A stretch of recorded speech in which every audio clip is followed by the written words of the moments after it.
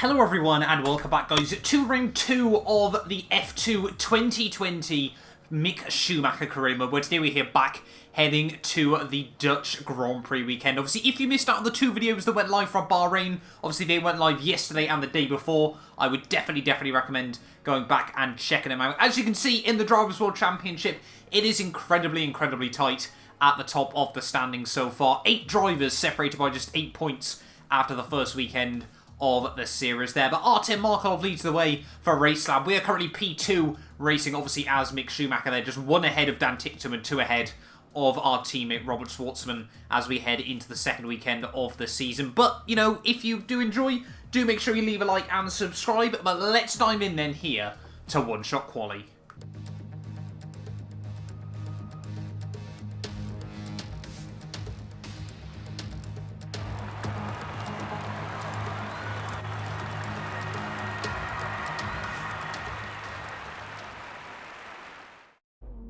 So here we are then, qualifying day for the Dutch Grand Prix. Then obviously a very important place to make sure you start high up the order. Obviously not quite as easy to make overtakes as last time out at the Bahrain Grand Prix there. And obviously 4 bonus points as well for pole position, which could leapfrog us straight up into the lead of the Drivers' World Championship. So let's see what we can do in this qualifying session, try and get ourselves towards the front of the field. Obviously got to remember to brake just a little bit earlier than I'm used to into a lot of the corners around here as well. Got to make sure as I move forward the brake bias as much as possible as well, obviously to avoid locking up there. And Markov instantly looking like the man to be second the pace once again. Through the hairpin we go, getting a fairly tidy run on the exit, but you can see Markov there really stretching his legs up the hill in towards sector 2 here, just so quick and consistent at the moment there as we head down the hill. Try and keep it nice and tidy, get the car as close to without clipping that inside curb there is kind of the key. You know, that curb, it's caught us out a couple of times in past series. Obviously the My Team career mode, we actually binned it through there. One of 2 DNFs we've had up to this point was at the Dutch Grand Prix circuit, if you remember, all the way back in Season 2. But heading out on towards this, well, I guess you call it the back straight, I don't really know, on this circuit. Obviously not very much of a straight. We are a long way down on Markov at the moment. They're taking a lot of curb through that corner though. That's going to help us get a little bit closer, but again the AI just so strong in the traction zones here. Through the final turn we go. Can we roll on the power nice and tidily? We're up a couple of places, but once again the field's so tightly bunched there. We are actually making up a few more spots up towards the finish line. It's looking like P15 in the end there. So I know Mick Schumacher wasn't a brilliant qualifier in the real life season, but we weren't far off pole, but we find ourselves all the way down in P15. As we wind down from the excitement of qualifying, here's a look at your top 3. Markelov, Schwartzman and Christian Lundgaard. The grid is set then, so that just leaves the race itself. Join us tomorrow where we'll be live with all the action, and until then, goodbye. So there we go then, 3 Russians inside the top 4 on the grid here at Zandvoort there. You can see Markelov, Schwartzman, Christian Lundgaard and Nikita Mazepin round out the top 4 there, with Callum Ilott in 5th ahead of PK. Guan Yu Zhou having to be, seems to be a lot more on the pace than he was last weekend there. But I mean, we were half a second off pole and we find ourselves P15. That's just how tightly bunched that field is there. 19 cars separated by 6/10 of a second is kind of ridiculous there. You can see down the order, Drugovic, Samaya, Delitraj, Sean Galale and Roy Nassani rounds out your grid order there. But yeah, 15th. Half a second off pole. That's just how tight the margins are in this series. But let's dive in then here to the Dutch Grand Prix. It looks like it could be a tense round of the championship here as we prepare to get today's race underway.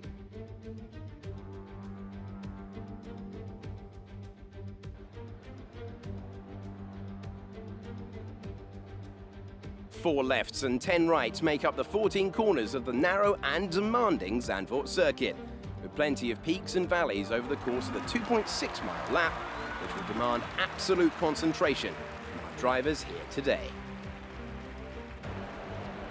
As we await the start of another hugely anticipated Formula 2 race, I'm joined again by Davide Valsecchi.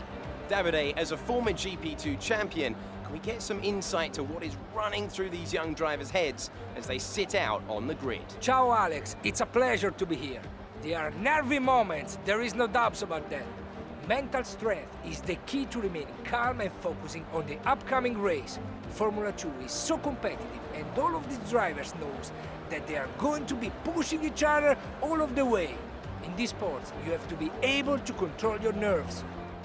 So before the off, let's remind ourselves of yesterday's results with a look at the starting grid. Artem Markelov lines up on pole position, and it's Robert Schwartzman in P2. Looking down the rest of the grid, we have Lundgaard, Mazepin, Callum Ilott, and Piquet, Joe, Deruvala, Matsushita, Marcus Armstrong, Sato, Aitken, Daniel Ticktum, and Giotto, Schumacher, Alesi, Tsunoda, and Felipe Dragovic. Samaya and Louis Delatraz, Galeo and Roy Nissany completes the grid. Now it's almost time to lights out, so let's go down to the track. Okay, here we go. I know what you can do. Don't let me down. So here we are then, ready on the grid for the Dutch Grand Prix feature race then. I honestly believe, had 2020 been a fairly normal year, this track would have been incredible to watch the Formula 2 cars out. Obviously, hopefully we'll get that opportunity next season nonetheless. There were 19 laps ahead of us around this circuit here today, so it is going to be quite a long old race as well. Then we're going to start, obviously, I'm tempted, to be honest, I'm tempted to go for the alternate strat here and try and go mediums to softs in this Grand Prix there. Lap 11, maybe we could bring it back to lap 10. Obviously, we'll see how bad the wear is. We always seem to get bad starts anyway.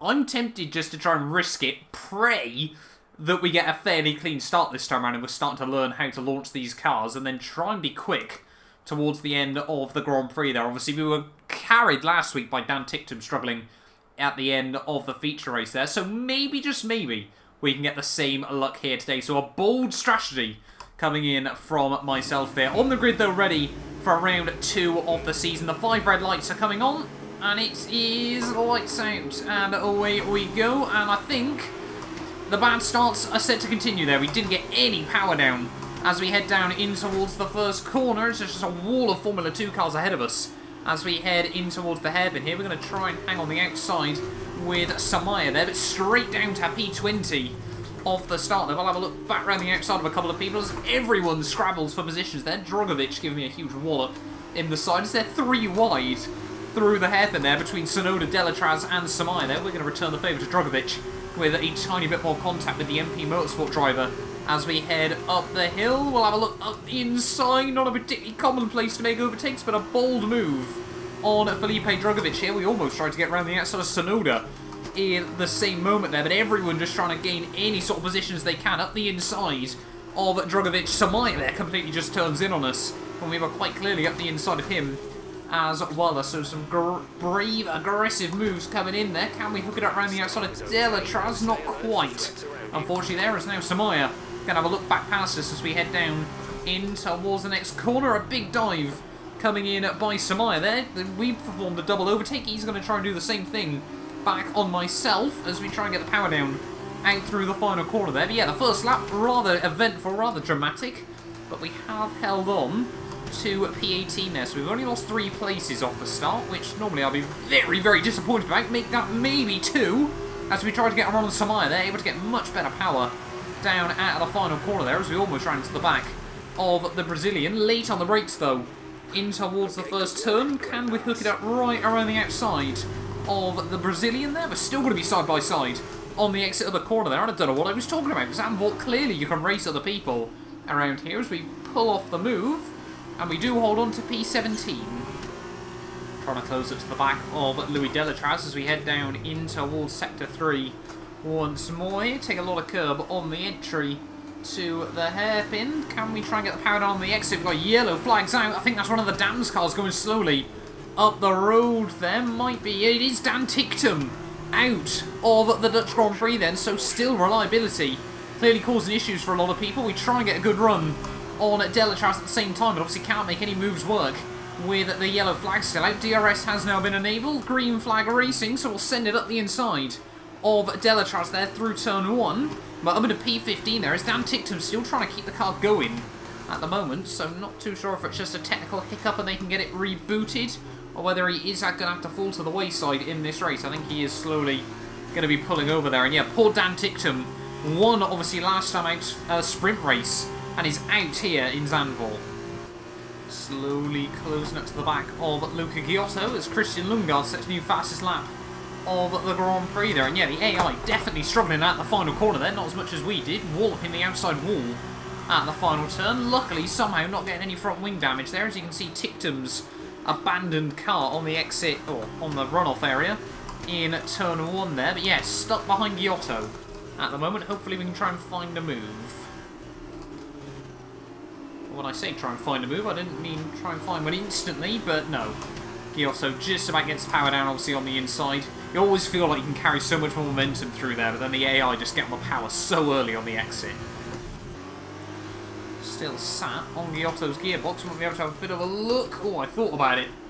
In towards the hairpin there, but not quite able to get anything done on the exit of the corner. Obviously, I always forget this little straightaway. He's got DRS as well here. Up the inside of Giotto, a big dive bomb up the inside, but we do pull it off there. No locking up on the inside there as well, if I'm not mistaken, so we definitely managed to get that move hooked up. But yes, just a shame our qualifying pace seems to be lacking so much at the moment, because when we get into the races, the AI really don't seem to quite have what it takes to keep up with us. Ooh, bit of a lock up there from Giuliano Alesi as we head through the first corner, but still able to find the run on the exit. I think hopefully now these medium tyres are starting to work wonders there, as around the outside of Alesi. He gives us a big old squeeze on the exit of the corner, but we are going to be side by side at the hill. No, we're not. Alesi just about slots in. We're running a lot of aero around this track as well. There was maybe at the inside of the Frenchman. No, slams the door shut on us. We can't quite make anything work this time round. But yeah, like I was saying though, running a lot more aero, it feels like, than the field at the moment, so it's what's keeping us in it through the middle sector, but unfortunately makes trying to make overtakes just that bit more difficult down the straightaways. Yeah, we definitely need to try and get past Alesi soon. I think he's starting to struggle on those soft tyres here, so it is going to be interesting to see, actually, obviously, when the AI do decide to pit, because these mediums still hanging on in there rather nicely. As you can see, we get really good power out onto the back straightaway once more. Alesi's going very defensive. Not too sure why he's positioned his car there, as it's not really a move you can make around the outside. But yeah, Alesi still holds on for now, and you can just see the issue we've got with the aerodynamics. Well, best place to have a look is through the final corner of this lap, really early on the power there. We're going to try and get a bit of a run on Alesi there, and you can see we get better traction out of the corner, get a bit of a better run, but just nothing we can do as we head down towards turn 1. Unless, of course, we can force Alesi defensive and have a look around the outside. Can we hook it up on the exit? As soon as I say that, no, we definitely cannot. And we're going to have to make an early pit stop in this race there, straight into the wall, as we accidentally slammed the door shut on Galale. So this race has gone from bad to worse at the moment then. And yeah, we're going to have to pit in and try and go 11 laps on the soft compounded tyres. Heading down in towards the final couple of corners. I'll be honest, I think we were quite lucky we didn't lose a wheel there, but everyone else is actually now diving into the pit lane. Luckily for us, Schwartzman stays out another lap, otherwise, yeah, this could have gone even worse for us at the moment there. So we are still actually going to be in contention with the rest of the field. I'm going to pit before the halfway stage onto a set of soft compound tyres. We're certainly going to need a bit of a miracle in the second half there, just about get the car slowed down into the pit lane. A lot of people being held in the pits as well there, behind myself and Sean Galale. But in finding our frame of box fairly nicely. What is the time going to be? Why aren't they changing the wing? A 5.9 second stop is not bad at all, but why on earth have the team not changed the wing here in this race? We're going to have to come in again at the end of the next lap here and dive on to another set of the soft compounded tyres there. We get a warning for crossing the pit exit line, but this race has suddenly turned into an absolute disaster. Schwartzman has dived into the pit lane as well here, but I mean, we're so far behind him. Hopefully we're not going to get held up any more than we already have been. I don't get why we changed the strategy in this race and it still opted not to change the front wing there in the pits. So yeah, this has been an absolute disaster for us. Obviously we're going to be right at the rear of the field there. I mean, Galale's only a second back and he's in P20, but I lost for words with the team strategy there as we head back down for our second pit stop in 2 laps. How did they not have the wing ready? As we just about, again, get the car slowed down into the pit lane. But yeah, we're going to be a good 20 seconds behind anyone else in this race there, and this is, yeah, just a disaster. Well, a 15-second stop is certainly not going to help us either as we head back out into the pits, and yeah, 28 seconds behind anyone else in this race with 9 laps to go. I think unless we get a safety car, this is pretty much over for us. Coming through the final corner of lap 11, we are going purple at the moment on this lap. We're still doing a fair bit of time out in Nisani, but I think, yeah, it's going to be very, very quiet to the end of this race. Unfortunately, not quite the way I wanted this weekend to go so far, but I mean, we've still potentially, we'll need a bit of a miracle run trying to score points in the sprint race tomorrow. But you guys know me, I don't use rewinds to sugarcoat these things. If it happens, unfortunately, at the end of the day. But yeah, 24 seconds still back from Nisani there. You can hear all the other cars tearing through the end of Sector 2 as we're still stuck in Sector 1. A day to forget, I think. Well, we find another 5,000ths of a second for another fastest lap of the race here, but I mean, we're still just crawling around. I just want to get to the end of this race, and hopefully we can focus and look forward to the sprint race tomorrow. There we go, going even quicker lap after lap at the moment, and the most annoying thing about that is obviously, clearly these soft tyres can hang in there over the race stint as well. So if we hadn't have binned it, and if we hadn't have had to pit twice, these tyres would have been really, really good for a lot towards the end of this race. Rounding the final corner then, ready to start the final lap of this Dutch GP feature race here. I must admit, pretty much as soon as I said about how the tyres would hang on in there really nicely, they have very much sort of hit the cliff over the last couple of laps. But the pace, actually, we were only 2/10 off our fastest on that last lap anyway there, so clearly they haven't done too badly just yet. But as we head into the final lap though, tyres very, very much going off. You can see we did take a good sort of 13 seconds out of Roy Nisani. But you can see on the minimap though, Christian Lundgaard and Artem Markelov really did romp away from the rest of the field there. I'm pretty certain it's our teammate Schwartzman who is still in P3 at the end of this Grand Prix there. But rounding the final corner then, Christian Lundgaard is going to be our third different winner in 3 races to start the season there. Markelov is going to come through for P2 there, so another big haul of points for the championship leader there. Is definitely going to further extend his gap at the top. Schwartzman comes through in P3. I think it's Mazepin ahead of Eilert in 4th and 5th there, and then a big drop back to it. Might actually be Guan Yu Zhou, I'm not too sure. Obviously, which of those guys is in 5th and which is in 6th there. And you can see the rest of the field filing through the final corners as we speak there and crossing over the finish line. But yeah, bitter pill to swallow for ourselves. Just gutted, if we'd had a safety car, maybe something could have happened from this race. But around the final corner, it might be the lowest finishing position I've had on F1 2020 so far. 21st at the checkered flag. Okay, pick up rubber and bring it home.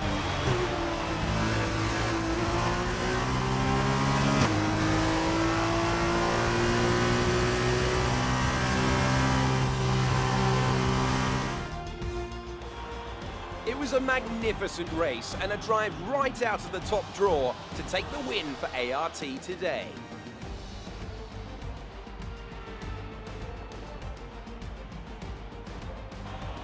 Tell me, Davide, what was the key to this success?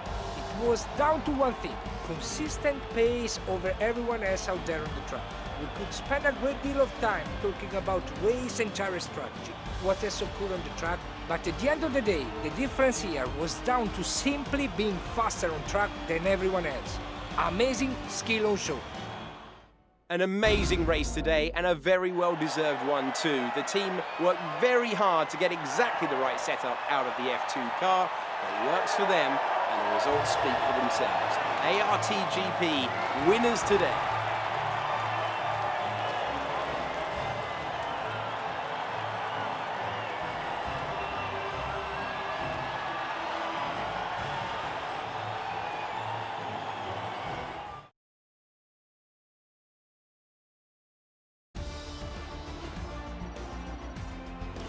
After this round of the World Championship, here's how things look in the driver's tape. It's a good result for Artem Markelov, who moves further ahead at the top of the table. And now, Davide Valsecchi, let me ask you, who is your driver of the day? And here's how things are shaping up in the Teams Championship. It was a tough race for our championship leaders, who lose ground at the top of the table. Meanwhile, a strong weekend from ART this time out, and they improved their position in the championship. After all this drama, you'd be mad not to join us for the next race. We hope to see you then. Well, there we go then. Clearly, Davide Valsecchi doesn't get a say on who deserves driver of the day there in the end. But it is Christian Lundgaard from third to race victory there in the end of 25 points on the board. Markelov as well. Actually, obviously, we don't get the fastest lap bonus points being outside the top 10 there. Means that Markelov does take 20 points away from the racer ahead of Schwartzman and Mazepin there. The three Russians, second, third and fourth there. Guan Yu Zhou in P5 ahead of Ailot. Matsushita gets his first points on the board there ahead of Armstrong, Pedro Piquet and Marino Sato. Marino Sato, I don't know why I can't say that name at the moment there. Rounds out the finishers, rounds out the point scorers there, I should say even. Daruvula in 11th ahead of a Lacey, where we would have been about, obviously, had we not had that crash. Giotto, Aitken, Samaya, Delatraz, Drogovic, Sonoda, Galeo, Niseni, and myself there with just Dan Tictum not making it to the checkered flag there. And that means championship-wise, we get moved all the way down to P5 there. I think the graphics are having a little bit of a moment there. Schwartzman up into P2. Markelov 14 clear at the top already there after just 3 races. Ailot up to third place there ahead of Lundgaard. Obviously gets his first points on the board there. Jumps myself there. Armstrong up to 6th ahead of Dan Ticton there. Sato and Sonoda 8th and 9th ahead of Mazepin, rounding out the top 10 there, with Guan Yu Zhou getting his first points on the board to take himself up to 11th there. Still just Daruvula, Alesi, Samaya, Drogovic, Delatraz, Galeo and Niseni yet to score. And in terms of the Teams Championship, we still lead the way by 8 points, so I guess we can take that rather happily as well there. ART move themselves all the way up into P3 with that win ahead of Virtuosi, Dams and Trident there, with High Tech and Carlin tied on 18 in 7th and 8th there. And now every team has already scored points this season. MP Motorsport moving up to 9th ahead of Charouz and Campos with just 1 point on the board as well there. But thank you all so much for watching this video nonetheless. Not quite the race we wanted, I'll be honest, but that's F2 sometimes as well. Now, we will be back tomorrow where hopefully we can move our way up the order. Let's dive in ready for the Zandvoort sprint race. You guys do not want to miss it. A big thank you to our channel members for making these videos possible. You can be featured in these end clips as well as granted access to some other exclusive perks for just £1 a month by clicking the join button below.